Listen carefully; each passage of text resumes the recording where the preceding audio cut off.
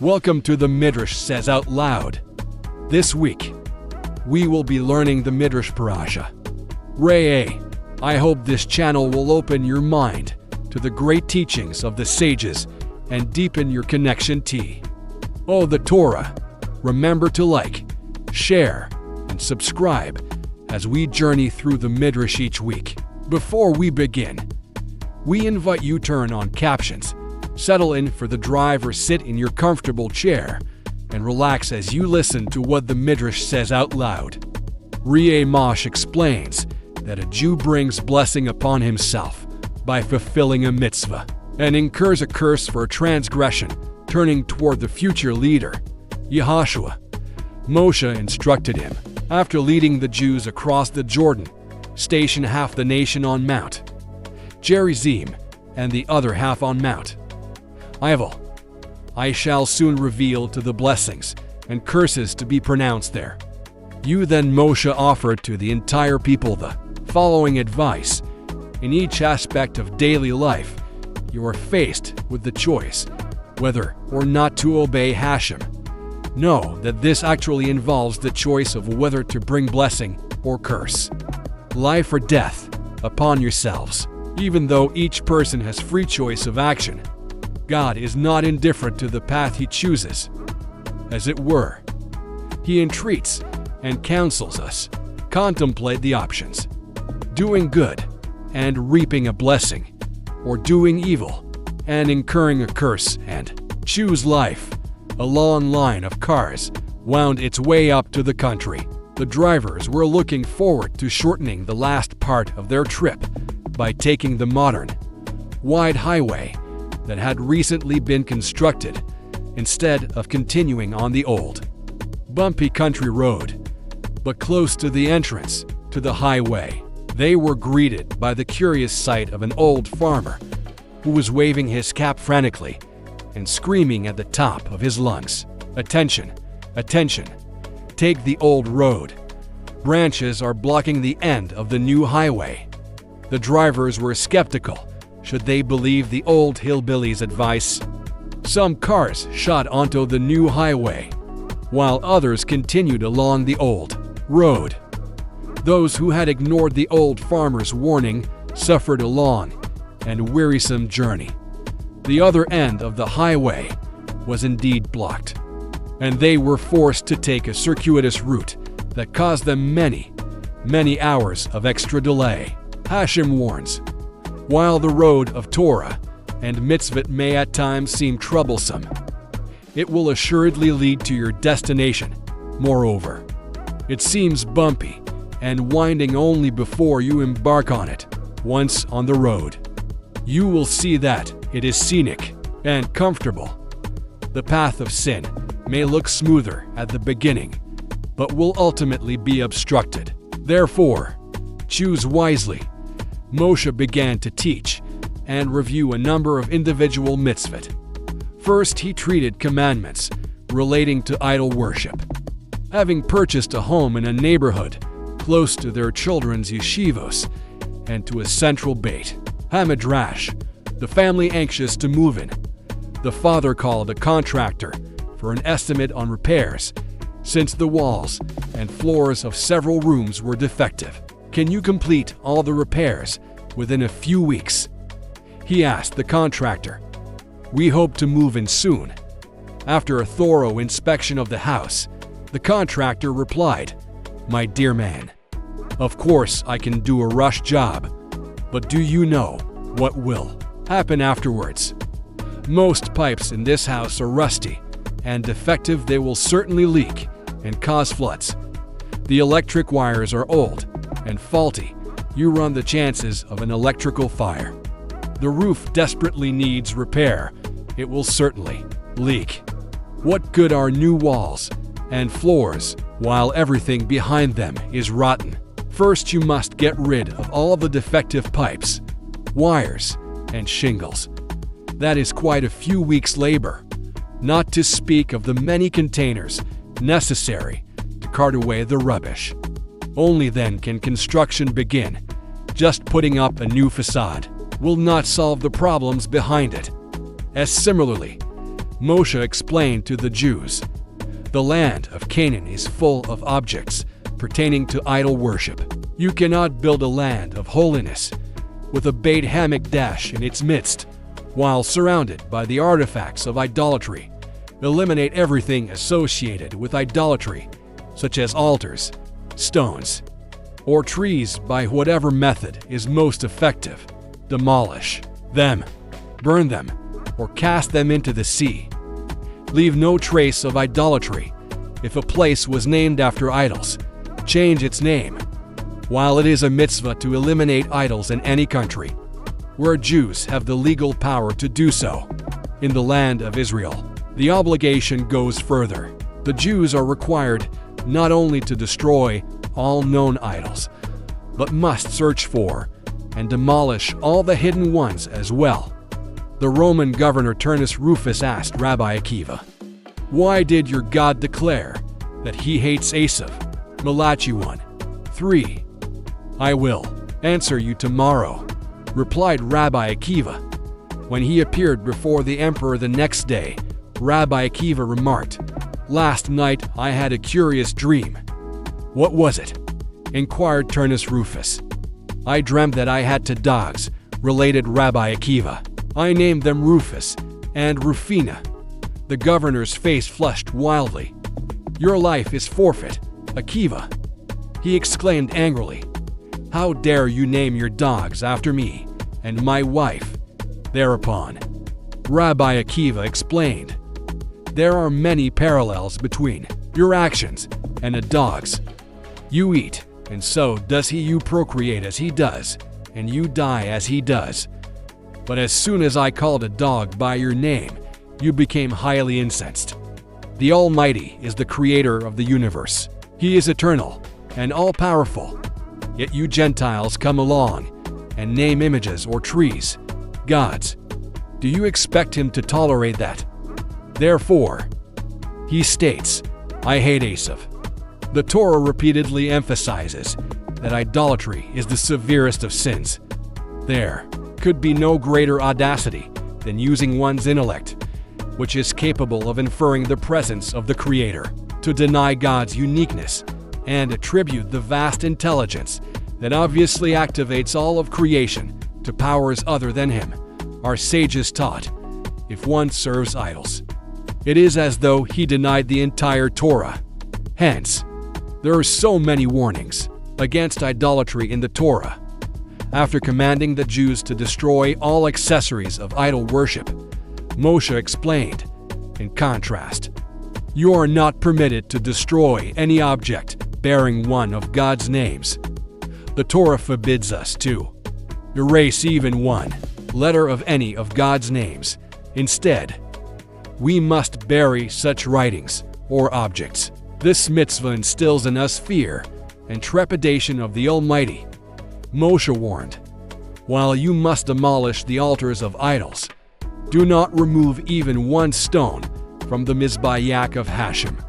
He also cautioned the Jews, after building for God a central Beit Hamikdash, "You may not continue to sacrifice on private altars, as used to do in the wilderness before the Mishkan was built, and as will be permitted to do during the years of conquest and settlement of the land.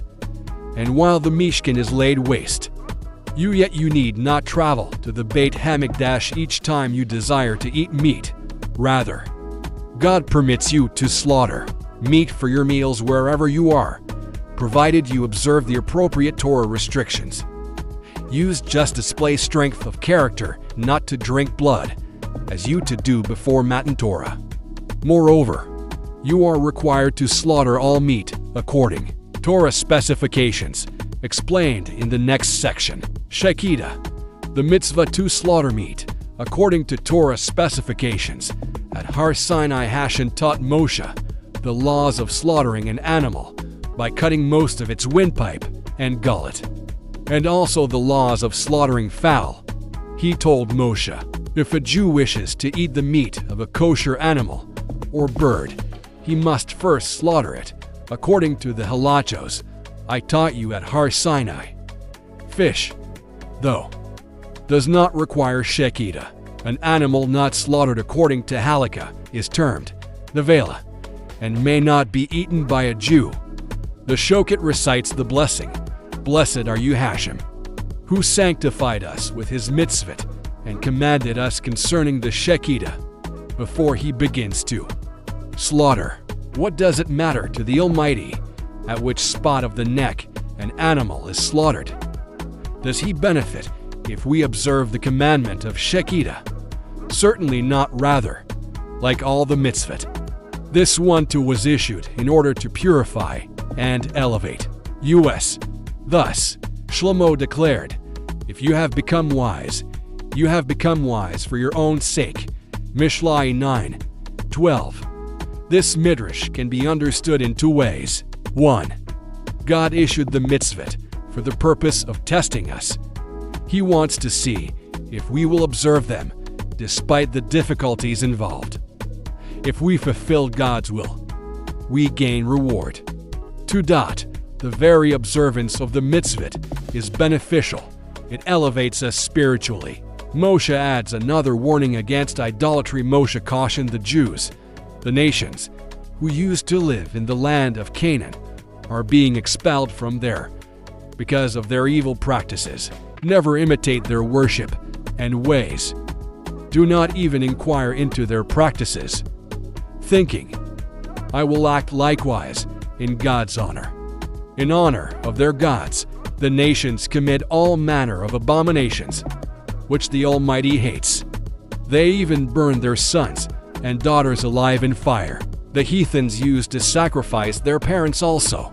The Torah declares that besides the inherent evil of worshiping idols, God hates the wicked rites of the idolaters. A Jew must therefore distance himself from all idolatrous practices. We may not add to nor subtract from the mitzvot. Moshe instructed the Jews, fulfill all mitzvot of the Torah exactly as prescribed. Do not add to or subtract from them.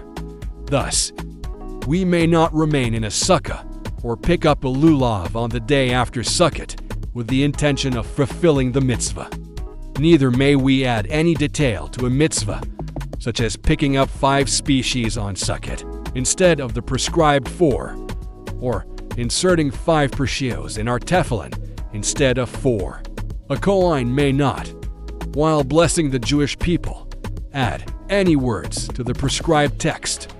Moshe warns to disregard all false prophets. Moshe warned the Jews, "If any prophet, whether Jewish or otherwise, ever rises in your midst and claims that a deity other than Hashem gave him a prophetic message, or even claims that Hashem himself ordered the permanent abrogation of any mitzvah of the Torah, know that he is an impostor. Do not believe him, even if he predicts future events. Do not attribute any truth to his words, even if he performs wonders in heaven or on earth. Do not be impressed, even if he makes the sun stand still in the sky. Refrain from entering into debates with him or from inquiring into the particulars of his message. Rather, put him to death as a false prophet." And should you ask, why does God permit him to perform miracles? The answer is, God is testing your loyalty to him. If you stand by him and refuse to be misled, the heavenly accusers against the Jewish people are silenced. God refutes their libels by demonstrating the Jewish people's steadfastness. He can then truly take pride in you. In fulfillment of the verse, "You are my servant, Israel, in whom I will be glorified." Isaiah 49:3. How can we be so certain that any prophet who contradicts Moshe's Torah is false? Our forefathers accepted the truth of Moshe's prophecy because they were personally present at the revelation at Sinai. Thus, our tradition is based on the testimony of more than 600,000 trustworthy witnesses who prophetically experienced God speak the first 2 of the 10 Commandments and heard God address Moshe. Any later prophet's signs, wonders, or revelations are acceptable only if we are instructed by the Torah to believe them. Signs and wonders are open to skepticism, while God's revelation to a whole nation does not allow doubt. Consequently, only prophets, whose prophecies are in accord with God's laws, are to be considered valid. A prophet who instructs us to cancel permanently one of the mitzvot is put to death by Beit Din. However, one who temporarily suspends a mitzvah must be obeyed, provided he is a qualified prophet. Hananiah ben Azar was a prophet in Jeremiah's time. Later, Ruach HaKodesh departed from him, and, in his disappointment, he began to invent his own prophecies, which he declared divine. Before the destruction of the Beit HaMikdash, God commanded the prophet Jeremiah to predict that the Jews would be defeated and would remain under the Babylonian emperor Nebuchadnezzar's reign for 7 years, as a tangible sign that the Almighty had subordinated many nations to the emperor. He bade Jeremiah to place a wooden bar on his neck. The false prophet Hananiah ben Azar publicly contradicted Jeremiah. He broke the bar around Jeremiah's neck and proclaimed, "So says Hashem, thus will I break Nebuchadnezzar's yoke within 2 years. He will restore all the vessels of the Beit HaMikdash that he took away." Jeremiah told Hananiah, "Amen, may it be as you prophesy, but Hashem has not sent you. For I predicted that Nebuchadnezzar will exile those who are remaining in the land of Israel also."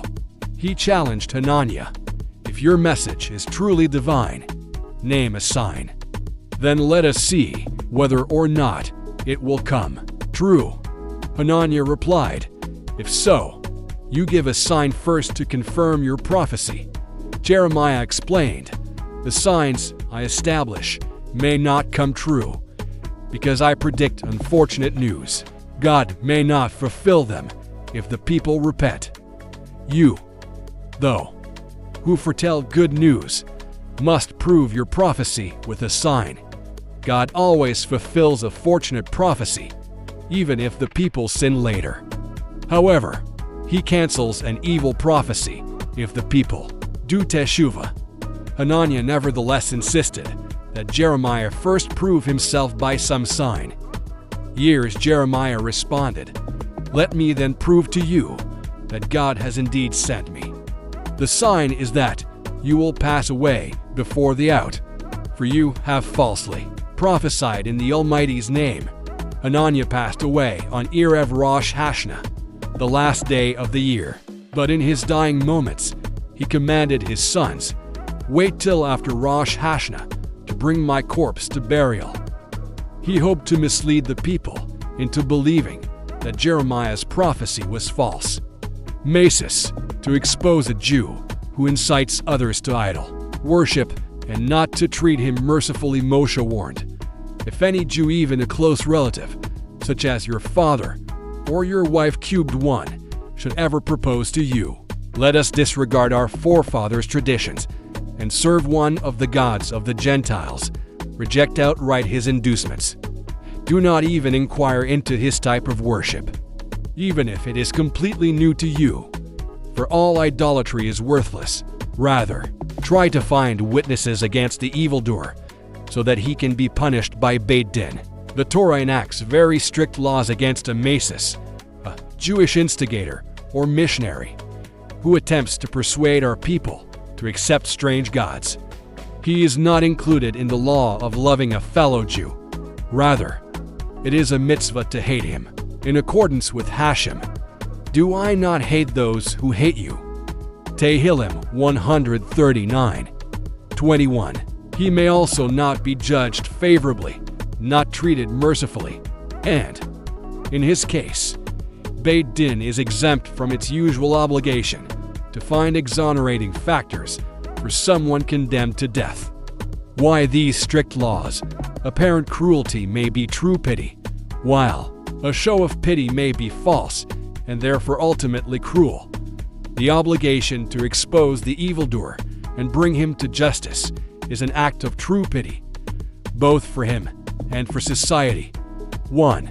For him, he will not continue to sin. Further, if he does teshuvah, his death helps atone for his sins. 2. For society, he is prevented from continuing his destructive course. The potential harm inflicted by a masus who removes Jews from God's service is inestimable. Rambam comments, by not favoring a rasha and not covering up for him, we bring peace upon the Jewish people. If the masus was convicted by the testimony of witnesses, Beit Din executes him with sekala, stoning. It is a mitzvah for the victim, whom the masus attempted to convert, to cast the first stone at him. Beit Din is required to send a written message throughout the land of Israel. So-and-so was put to death as a masus, so that jury should take a lesson from his death. The laws of the masus teach us to avoid contact with people who are prone to remove us from Hashem's service. The laws of a Jewish city misled into idol worship, Moshe explained. Should the great Sanhedrin in Jerusalem ever be informed that some residents of a Jewish city in the land of Israel persuaded the rest of their community to accept a deity other than God, or to serve idols, the judges are obligated to investigate the matter. The Sanhedrin sends its delegates to that city to ascertain the truth.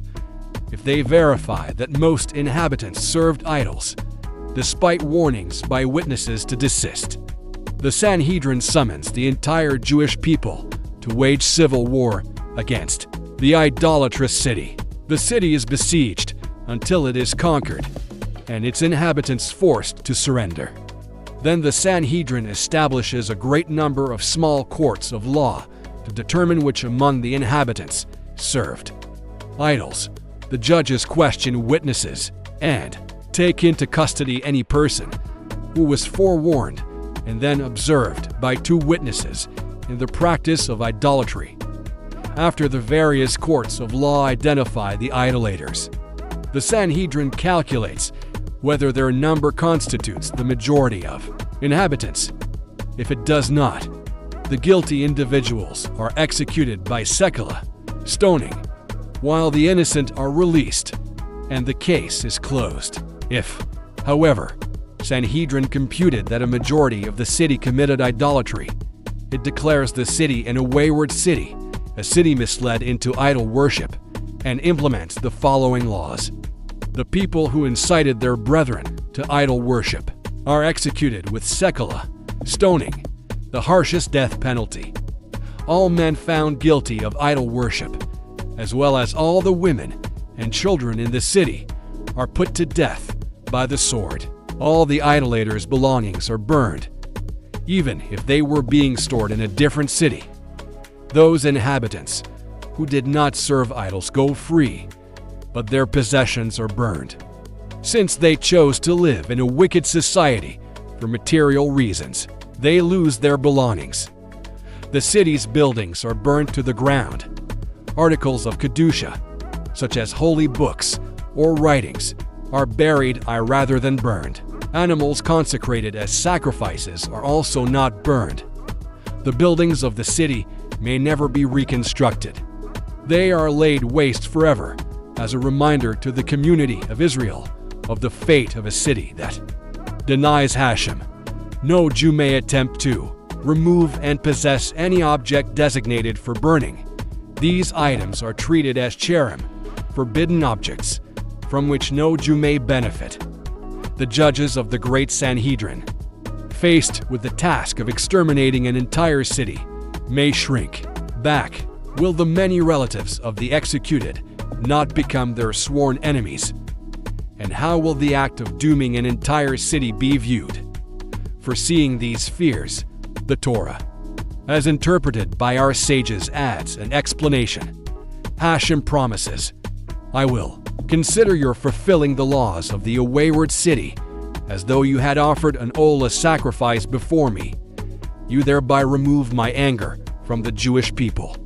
While there are evildoers in the world, there is divine anger in the world, since shame contradict the purpose of creation. The removal of the wicked is beneficial for the world.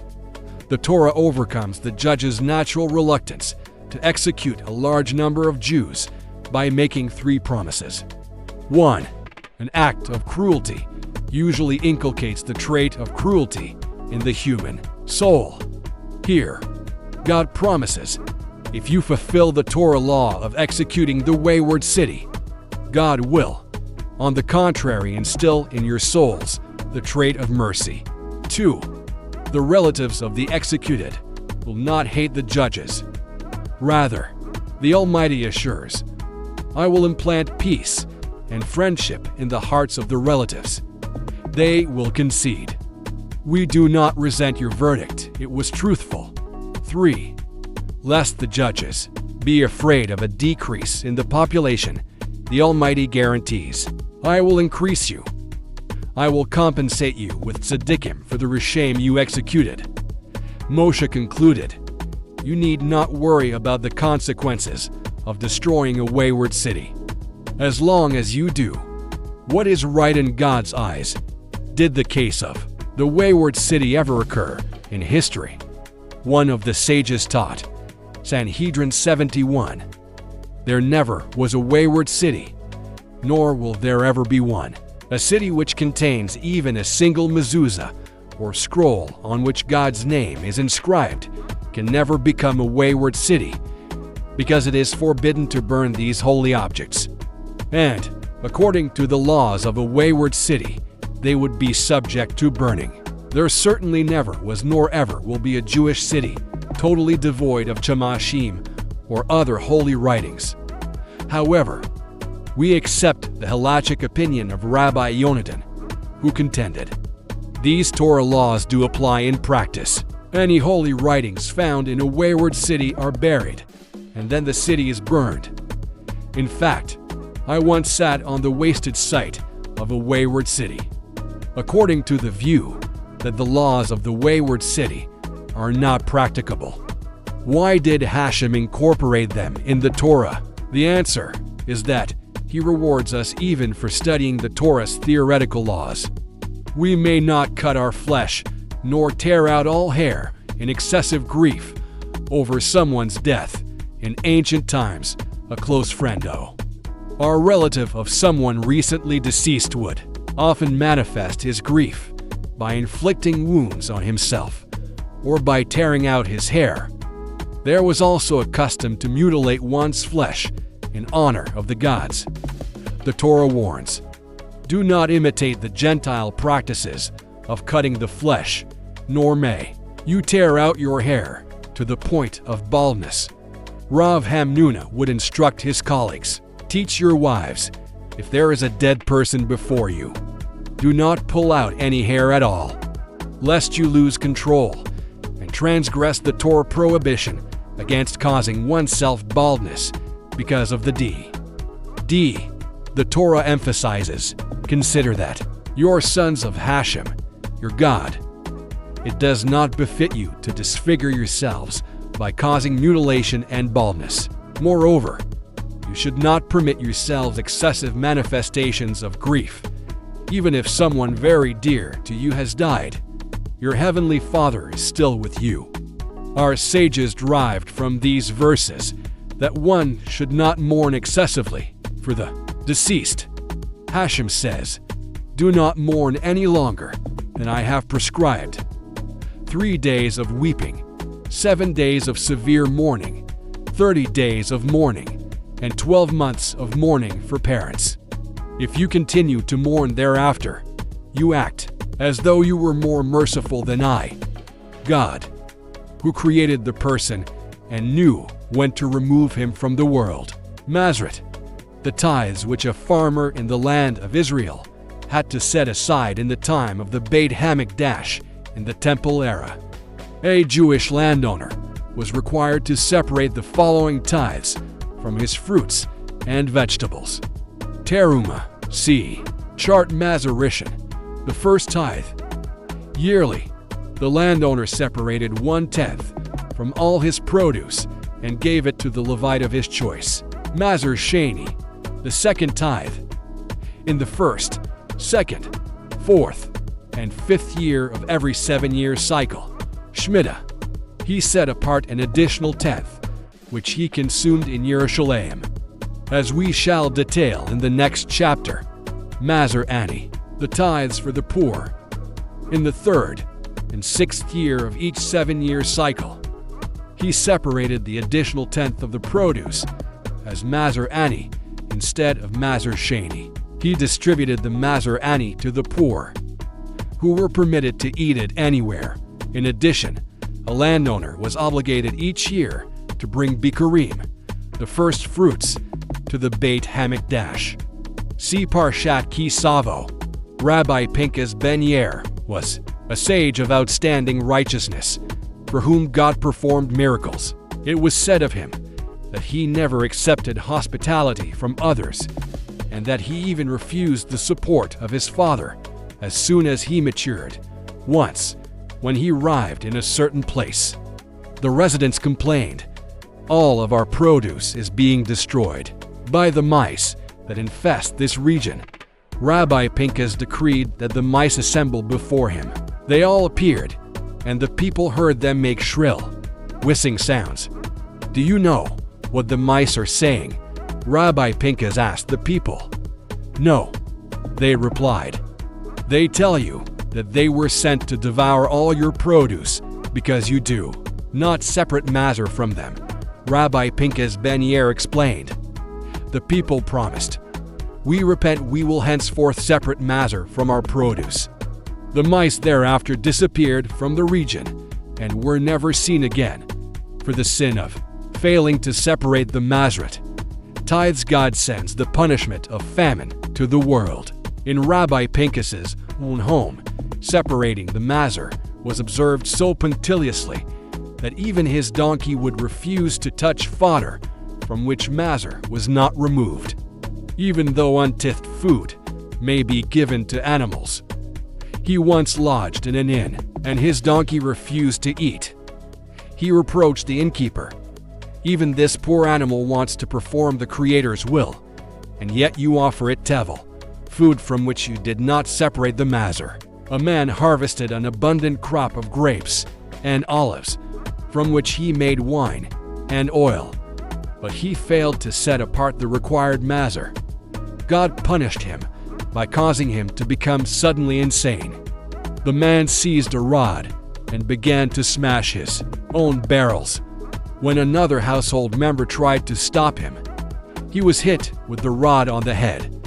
"Are you angry at me for trying to help you?" the wounded man asked. "Hand me the rod." Together, the two of them destroyed all the barrels. Rabbi Yochanan met his nephew, Rish Lakish's son, an outstanding student, as the lad left the yeshiva. "What verse did you study today?" Rabbi Yochanan asked him. "My Rebbe taught me, when you shall tithe and tithe." 14.2 replied the lad. He then asked his uncle in the same breath, "Why does the Torah use a double expression for tithing?" Rabbi Yochanan explained, "To teach that one who sets aside the mazer from his produce does not lose. On the contrary, God will enrich him." Read the second word as, "You will become rich." How may I be certain that this is the true interpretation of the verse? The child inquired. "Very simple," replied his uncle. "Try it out, and you will see that I am right. But isn't it forbidden to fulfill the mitzvot with the intent of testing God to see whether or not He will confer the promised reward?" objected the boy. "Mazer is an exception," explained Rabbi Yochanan. "It is permitted when giving mazer to test God. I learned this from my Rebbe, Rabbi Moshe, who cited the verse, Malachi 3:10, "Bring all the tithes to the storehouses, so that there may be food in my house. Set apart the mazer to support the Levites, who serve in the Beit Hamikdash, and thereby put me to the test, says Hashem of hosts, to see if I will not for you the windows of heaven and shower you with blessings beyond count." Open, the lad remarked, and I arrived at that verse in Malachi in my studies.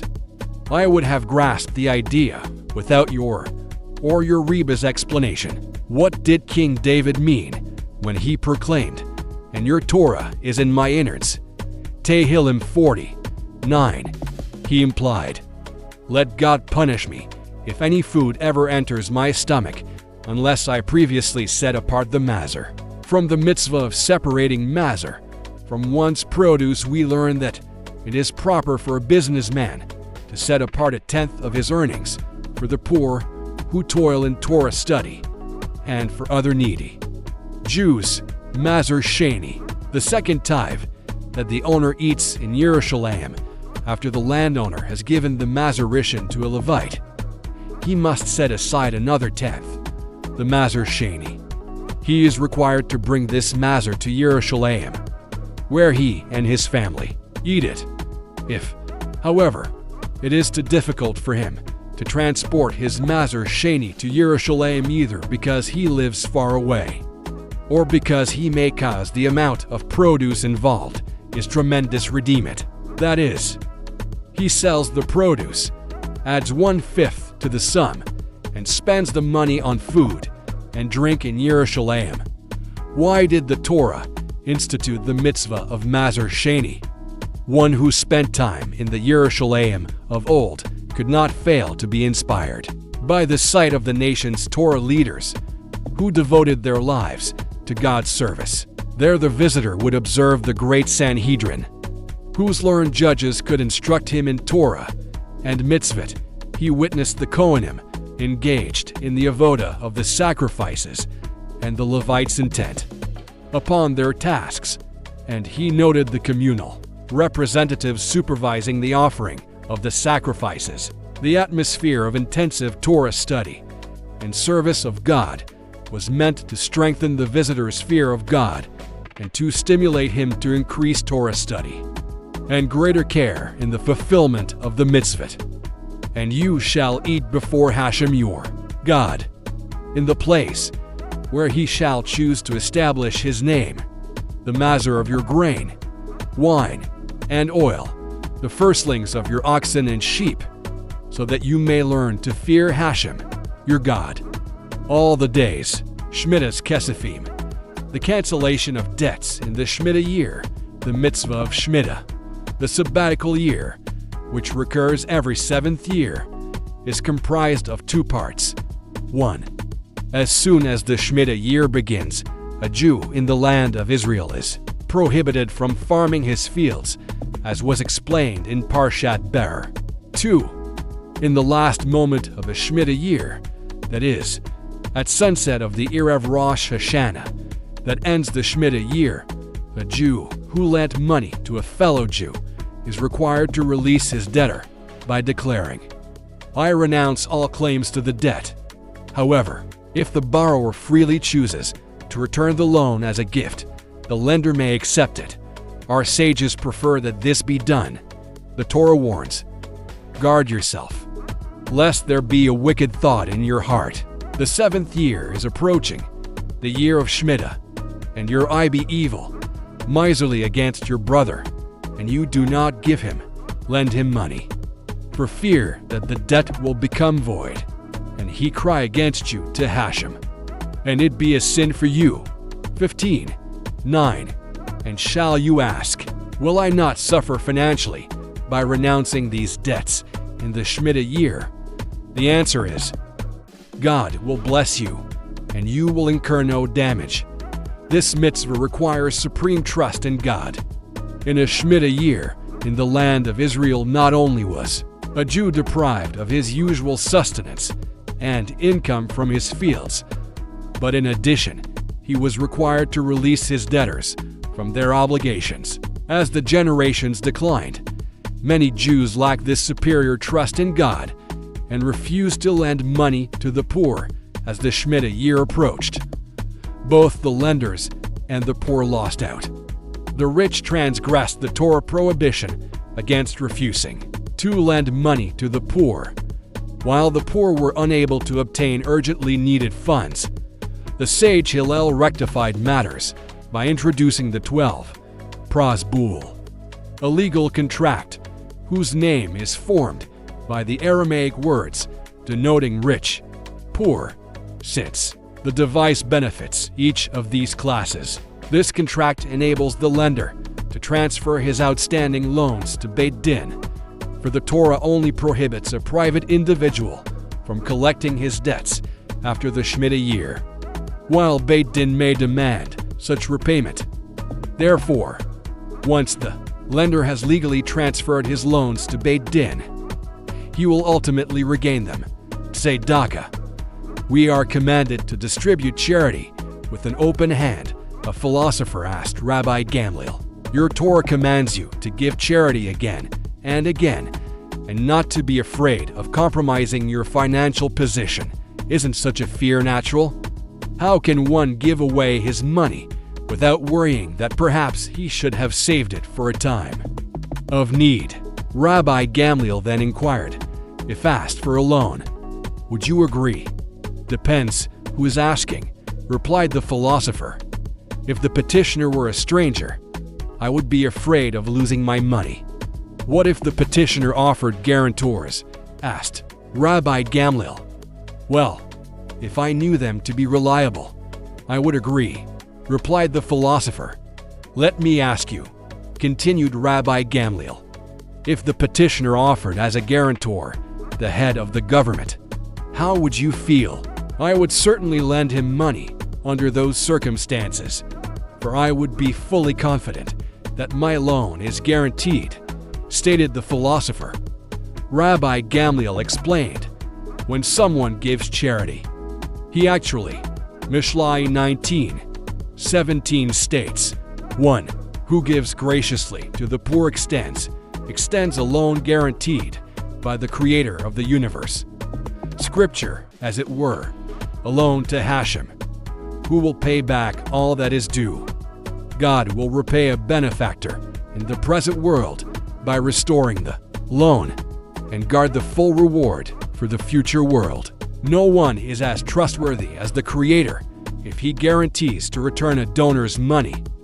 Why should anyone hesitate to give charity? No one ever became poor from giving tzedakah. Actually, the opposite is true. In accordance with the verse, he who gives charity to the poor will not lack, whereas he who conceals his eyes will have many curses. Mishlai 28:27. God returns money spent on tzedakah, whereas money withheld from the poor will be eventually lost. That God recompenses someone who donates large amounts to charity is illustrated by this Midrash. Rabbi Elazar, Rabbi Yehoshua, and Rabbi Akiva were touring the land to collect a large sum with which to support needy Torah students. They arrived in the vicinity of Antiochia, home of Abba Yudin, the famous magnate who contributed generous sums to charity.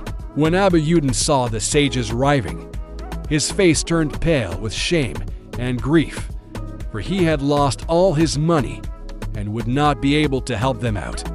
His wife was shocked to see his appearance changed so drastically and inquired as to the cause. The sages are visiting the neighborhood, he told her, and I am not able to give them a donation. His wife, who was more generous than even he, advised, sell half of our remaining field and give them the money. This was an act of piety, not required by halakha. When the sages received his gift, they blessed him. May the Almighty replenish your loss. Later, while Abba Yudin was plowing the portion of field that was left, his cow fell into a hole and broke her leg. As Abba Yudin descended to attend to her, God enlightened his eyes, and he suddenly spotted a treasure that was buried in that hole. Overjoyed, he exclaimed, "It was for my benefit that my cow was injured." The next time the sages visited the neighborhood, they inquired, "How is Abba Yudin?" Abba Yudin, they were told, has slaves and herds of goats and camels. We lack words to describe his fantastic wealth. Abba Yudin learned of the sages' arrival and came out to welcome them. Your prayers for my success were immensely beneficial. He said to them, God not only replaced the money I gave you, but blessed me with more than I ever had. They replied, Your success is due to your own charitable deeds, since you donated so generously to tzedakah. Hashem considered you worthy of his blessing. The sages applied to him the verse, a generous gift, for tzedakah causes one's livelihood to become enlarged. Mishlai 18:16. Furthermore, giving tzedakah can lengthen a person's life. Binyamin Hatzadik was in charge of the charity funds. Once, during a lengthy drought and famine, a woman approached and begged him, Please, Rabbi, support me. I would like to. He replied, But all the tzedakah funds were distributed. There are none left. If you do not help me, she implored, you will cause the death of a woman and her 7 children. When Binyamin Hatzadik heard that, he paid for the family's upkeep with his own money. At a later time, he became critically ill. Death appeared imminent. In heaven, the angels pleaded with Hashem, Master of the universe, have you not proclaimed that, saving even one Jewish soul, sustaining an entire world? Shall Binyamin, who kept alive a woman and her 7 children, pass away in his prime? The death decree was consequently rescinded, as the heavenly court granted another 22 years of life to Binyamin. Is as great as 3 actions have the power to cause the abolition of heavenly decrees. 1. Repentance. 2. Giving charity. 3. Prayers. The following basic halachos pertain to the mitzvah of giving charity. The amount a person should give for tzedakah depends on his income. The more he earns, the greater his obligation. A person with an average income should distribute 1/10 of his money to charity, and a rich person up to 1/5. After the second destruction, Rabbi Yochanan ben Zakkai, while riding on his donkey in the company of his disciples, noticed a young woman bending down and picking barley corns out of the dung from an Arab's animal. She approached Rabbi Yochanan and entreated him, Rabbi, provide for me. Whose daughter are you? Rabbi Yochanan ben Zakkai asked her. She replied, Nake Damon ben Gurion's. Surprised, he questioned her, where is all the wealth of your father's house? Nake Damon ben Gurion was one of the richest men in Yerushalayim before the destruction of the Beit Hamikdash. Rabbi, she replied, isn't there a proverb in Yerushalayim? One who wishes to preserve his money should keep giving charity. All our money was lost because this advice was not heeded. And what about your father-in-law's money? Questioned Rabbi Yochanan. He acted as a guarantor for my father and therefore lost his fortune also, she explained. Then she asked, Rabbi, do you recall signing my ketubah, marriage contract? I do, replied Rabbi Yochanan, who, turning to his disciples, related. Her ketubah provided for a dowry of 1,000,000 golden dinars from her father, besides what she received from her father-in-law. Rabbi Yochanan wept over God's strict punishment of the Jewish nation and exclaimed, when the Jewish people fulfill God's will, he elevates them to the greatest heights. If not, he plunges them into the greatest depth. When the young woman stated that her father had lost his money for failing to give charity, she did not intend that he gave nothing at all. On the contrary, he did many charitable deeds. For instance, it was known that when Nake Damon left home to go to the Beit Midrash, his servants would roll out carpets before him, and these were then left for the poor people to take. Rather, she meant to suggest that he lost his wealth because the size of his contributions was not commensurate to his vast fortune.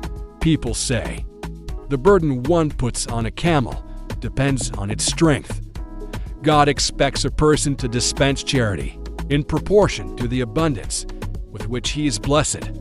In fact, a rich person is fortunate if he donates generously to tzedakah. The following parable is illustrative. 2 sheep stood by the river's edge and suspiciously eyed the foamy waves below them. Would they be able to swim across to the green meadow beckoning on the other side? Both plunged in and began to swim energetically. But while one sheep maintained the pace, the other soon tired, keeping its head above water only with difficulty. Before long, it was pulled down by the powerful torrent. To its misfortune, this sheep was impeded by its long hair, which becomes a heavy burden when wet. The other sheep, though, was shorn. It traveled light, and so it survived. Our sages advise a person to cross lightweight to the next world, that is, to rid oneself of extra money by distributing it to tzedakah. If a person holds on to his money instead, it may finally drag him down to Gehinnom, for he has not used his fortune as Hashem desired. The following are further halachos relating to giving tzedakah. If someone has poor relatives, helping them takes priority next. He should give charity to poor neighbors, then to the poor of his city. If he has a choice between paupers of a different city and paupers in the land of Israel, those in the land of Israel take priority. The mitzvah of tzedakah encompasses money or food. If a pauper asks for charity in order to provide himself with clothing, we may investigate whether his request is legitimate. But if he asks for food, we must immediately give him some contribution. Tzedakah should be given in a friendly manner and with encouraging words. One who gives angrily, even a large donation, loses the merit. The optimal fulfillment of the mitzvah occurs when the donor does not know the recipient of the charity, nor does the recipient know him, thus sparing the receiver embarrassment. In such a case, of course, it is necessary to ensure that the collector is reliable, personally acquainted with the parties involved, and will make sure that the tzedakah reaches its proper destination. The greatest tzedakah is to prevent a fellow Jew from having to accept charity. If one can find suitable employment for him, enter into a partnership with him, or lend him money to enable him to become self-supporting, the donor has performed the best type of tzedakah. When considering how to allocate personal tzedakah money, one should give priority to the needy who toil in Torah study. Just as the Masrid of old supported the Kohanim and the Levites who served in the Beit Hamikdash, so should we separate 1/10 of our earnings for Torah scholars who are in financial need. Rabbi Tarfon, who was a very wealthy man, did not give enough tzedakah. Considering his wealth, Rabbi Akiva approached him with the question, "Do you want me to invest some of your money in real estate?" Rabbi Tarfon agreed and gave him 4,000 gold dinars. Rabbi Akiva took the money and distributed among the poor. When Rabbi Tarfon later asked to see his real estate, Rabbi Akiva led him to the Beit Hamidrash, open the book of Tehillim, and read, "He who has freely distributed and given to the poor, his righteousness endures forever." Tehillim 1:1-9. "This is how I invested your money." Rabbi Tarfon kissed him and exclaimed, "You are my master and teacher. You are wiser than I, and taught me the lesson in the right manner." To further demonstrate his consent, Rabbi Tarfon then gave Rabbi Akiva additional money to donate to the poor. Rabbi Akiva, in fact, did not deceive Rabbi Tarfon when he described giving tzedakah as investing in real estate. When a person gives tzedakah in this world, he invests in a home for his soul in the world to come. Rambam writes, "We never saw 10 Jews residing together who did not establish a charity fund. We, the Jewish people, must ensure the fulfillment of the mitzvah of tzedakah in a superior manner, for it marks us as the righteous seed of Abraham, concerning whom God declared, "For I know him, that he will command his children and household after him to do tzedakah." How much thanks and praise does a person owe the Creator for enabling him to be among those who can give charity to others? The mitzvah for a master to provide his Hebrew man or maid servant with gifts on dismissing them, continuing the subject of charity.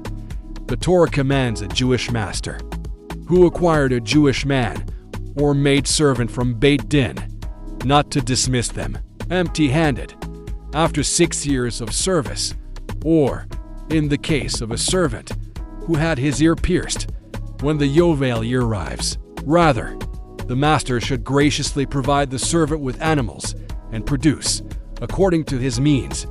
Our sages specified the minimal amounts of each product to be given. Hashem says, "Remember that you were slaves in Egypt, and that I showered you with riches upon your departure, and again at the Yam Suf. Similarly, you shall liberally provide for your servant." The mitzvah of giving farewell gifts to a servant applies to one who was sold by Beit Din for a theft he was unable to repay. This point contains a lesson. Late on a cold winter night, a few people huddled against the wide glass portal of a brightly lit wedding hall, either because it made them feel warmer or because they were curious to see the festivities. Inside, the waiters were just then carrying out trays with leftovers of several courses. "Quickly, look," one of the onlookers called out. These must have been gorgeous fruit platters. You can still see some of the luscious grapes and beautifully arranged figs and pomegranates. "And see what expensive fish they had," another exclaimed.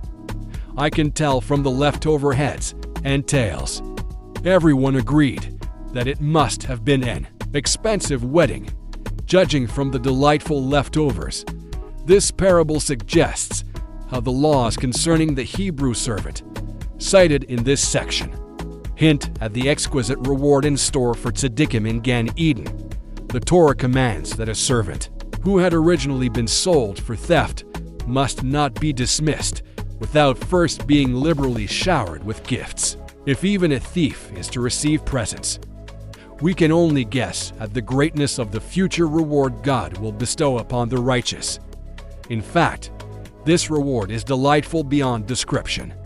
David alluded to it when he proclaimed, Tehillim 31:20, "How great is your goodness, which you have stored away in the world to come for those who fear you."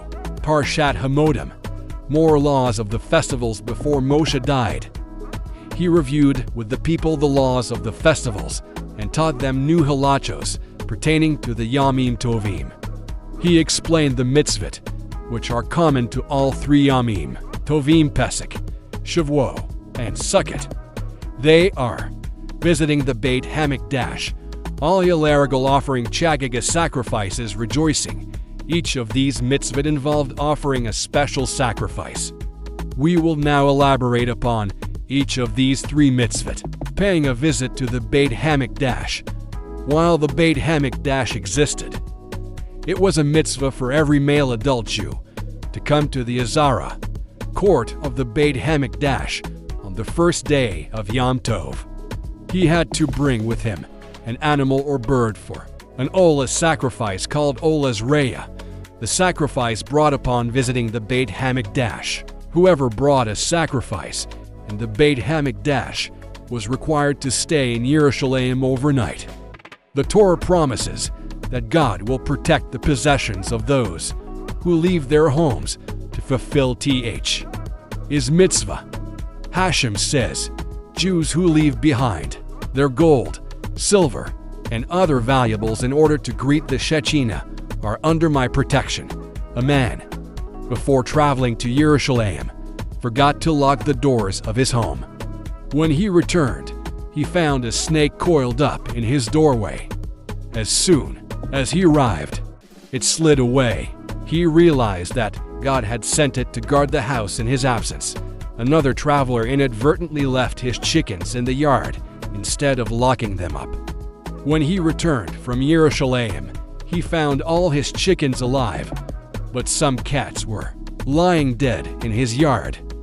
Two rich brothers from Ashkelon had evil non-Jewish neighbors who were planning to rob the Jews' homes when they next visited Jerusalem. Apparently, the brothers had discovered the wicked plot. For that year, the neighbors noticed that they did not travel to Jerusalem. How surprised were the neighbors then, when the brothers came by one day to present them with gifts. "What is the occasion?" they inquired. "We are returning from Jerusalem and brought you these souvenirs," the brothers replied. The neighbors gaped in astonishment. "From Jerusalem," they exclaimed, "but we observed you enter and leave your home each day. When did you depart?" "On this and this day," replied the brothers. "Blessed be the God of the Jews, who does not forsake them," exclaimed the neighbors. "We intended to ransack your homes in your absence, but the God in whom you trust sent angels to protect you." The Torah associates the three festivals Pesach, Shavuot, and Sukkot with the produce of the fields. Around Pesach time, in the spring, the barley ripens.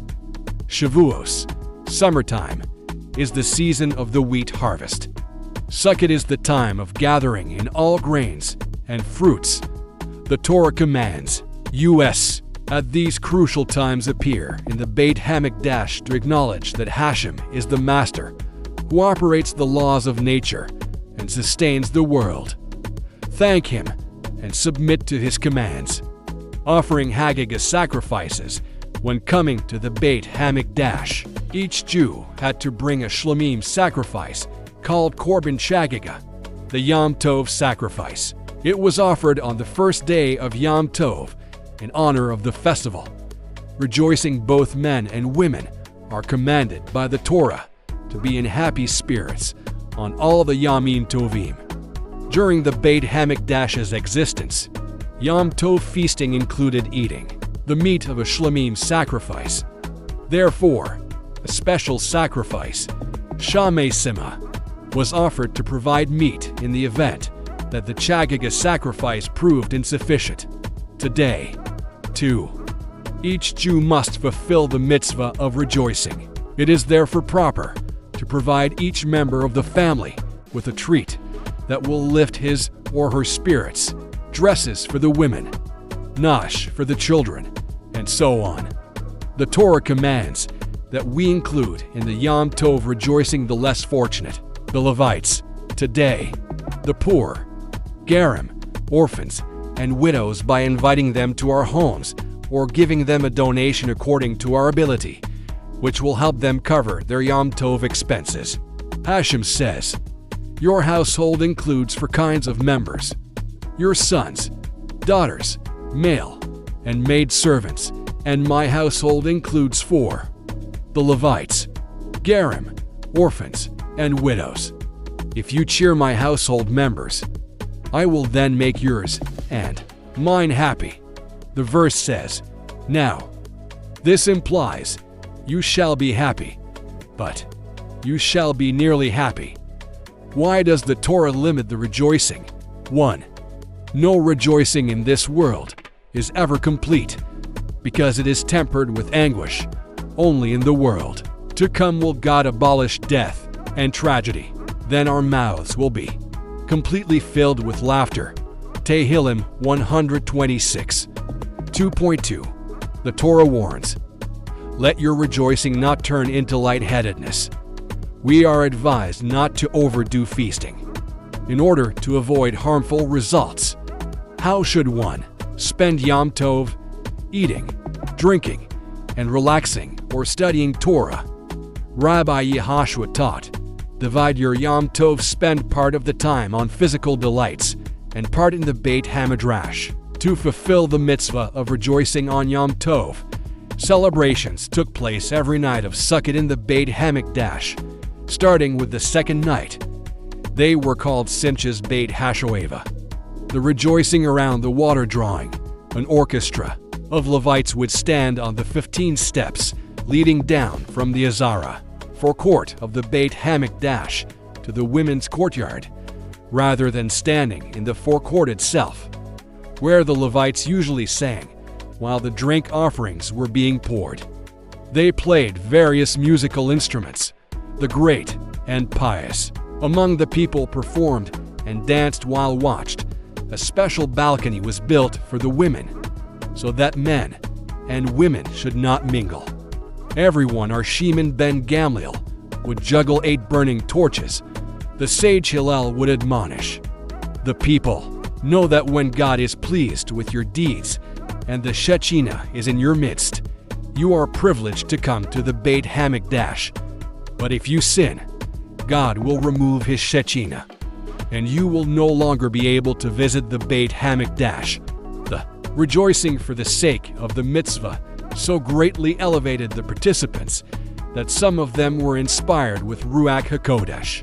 The sages therefore interpreted Simchas Beit Hashoeva as the celebration which inspired Ruach HaKodesh. All Jewry in the diaspora is required to observe 2 days of Yom Tov instead of the 1 day, mandated by the Torah.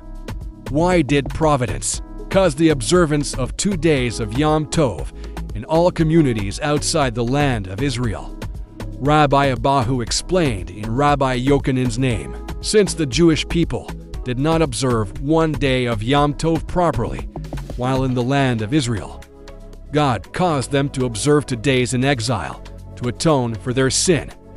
Nevertheless, their reward is not as great as if they had kept the mitzvah in the Holy Land. The 2 days Yom Tov observance, an exile phenomenon, should arouse us to request Hashem to restore us to our land. Please note, some mitzvah that occur in Parashat Re'eh have already been explained elsewhere: not to eat the blood of animals, even after they were ritually slaughtered, to eat only kosher birds and animals. Thank you for joining this week's journey through the Midrash.